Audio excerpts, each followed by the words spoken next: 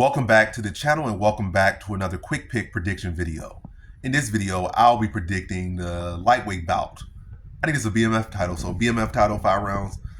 But yeah, Max Holloway versus Charles Oliveira 2. So first time they fought, Max Holloway won. This was at 45. It was more so the injury, but even still in that fight, Charles Oliveira was trying to go desperate for takedowns, couldn't get them. And I think he pulled his shoulders trying to go for the takedowns. He getting picked apart the feet for a little bit what it was, trying to go for the takedowns, couldn't get him. Pulled his arm in the temple of one of these takedowns, and that's how the fight ended. I think it was like a first round injury TKO. By the way, Max is up 1-0 in this sequel right here. But yeah, I'm going Max Holloway, low confidence to beat Charles Oliveira again.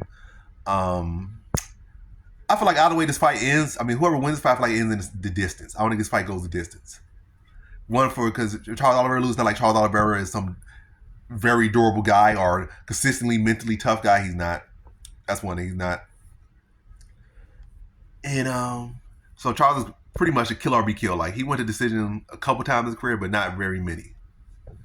So for him, it's not like kill or be killed. So it's really more so on Oliveira's style that the fight ends either way because of just who he is.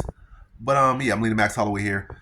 But I will say one first concern here is that, maybe in the past wasn't a concern, is the chin. Max Holloway has been getting rocked a lot more as he gets older, especially after getting stopped by Poirier. And even prior to that, when he came up to 55 and fought Poirier the second time, not the third time which he won, but the second time, his chin was getting rattled a lot in that fight, because of the fact he would jump between 45 and 55. Like, he went from 45 to 55, but he didn't give himself the time to adjust. But I will say one good thing here, because it's again, he keeps jumping between weight classes. So his chin might be a little bit better than, or might not be an issue, or is big an issue here, given the fact that this is now his second fight in a row at 55. So that's a good thing. Because that time it's like, you jumping from 45 to 55. Like, he jumped from 55 to 45 and fought to Poirier and got knocked out. Like, no fight in between, no time to really get adjusted. Like you said, you had a great performance against Gaethje at 55. You put on some mass. You had to cut that mass back to get to 45. And you fought Poirier. I'm not taking nothing away from Poirier, but you cut a lot of mass and dropped down. And he got knocked out, but I would say Poirier would knock him out anyway, regardless if he had a great weight cut or not. But I'm saying still, it would have an effect on your chin. Then going back to 55, again, it's the mass. Like, you kind of walking a tightrope instead of just committing to one particular weight class. And I think his chin will do better. He will have more power and everything. He'd just be a better overall fighter if he just committed fully to 55 into a state that he can never go back to 45. He'll be a better fighter. His chin will be better. He'll hit harder and all things. And I think he'll be the best version of himself that he ever was if he just commits to 55. Better than any 45 version of himself, in my opinion. But so this is the second fight at 55 on this current tenure, because he other one was kind of broken by going back down, but now this is his second fight on this time at 55. And I think this is his final. I don't think he's ever going back to 45 ever. I don't think, and hopefully not, for his sake. I don't care what his coaches say or what he thinks, but stay at 55. You'll be better. Whether you become champion or not, we don't know, but you'll be better there. And you give yourself the best health and the best chance to get yourself the most longevity you can have in the sport by staying at 55. But yeah. So this being the second fight, I think his chin won't be it's quite as suspect, but it's still a concern. Again, he's not the Holloway of old in some sorts.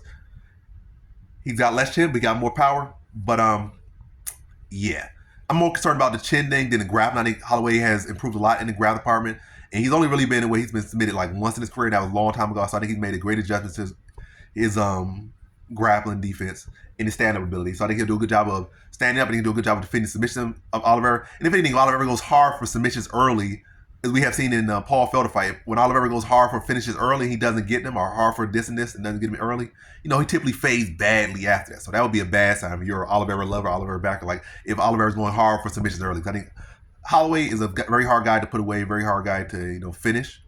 And if you're trying to finish him so hard, you're just going to finish yourself. So yeah, but I think it'll be a good fight. I don't think Oliveira's going to try to force anything. He'll definitely, he sees that he'll probably go hard for it, but I don't think he'll be a guy like trying to go desperate for takedowns, desperate for this, for that, for that.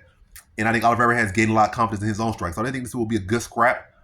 But I think ultimately Holloway's volume, his durability, and his pressure and his presence, I think that will break down Oliveira. Oliveira has not really been a good guy that has been consistently strong throughout rounds, where we have seen Holloway been a guy that can start fast and go fast for 15, 25 minutes.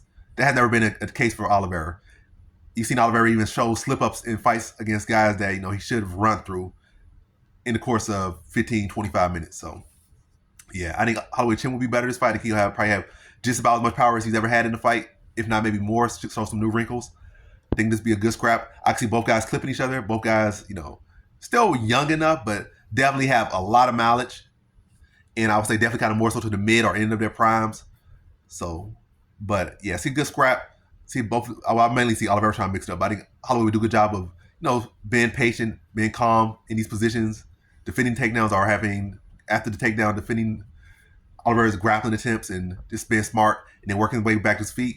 Probably invest into the body over the course of the fight, land that spinning back to the body a couple times, break down Oliveira over the course of the fight. But a good competitive scrap, but ultimately Holloway just overwhelming with his volume and his presence and also his newfound power.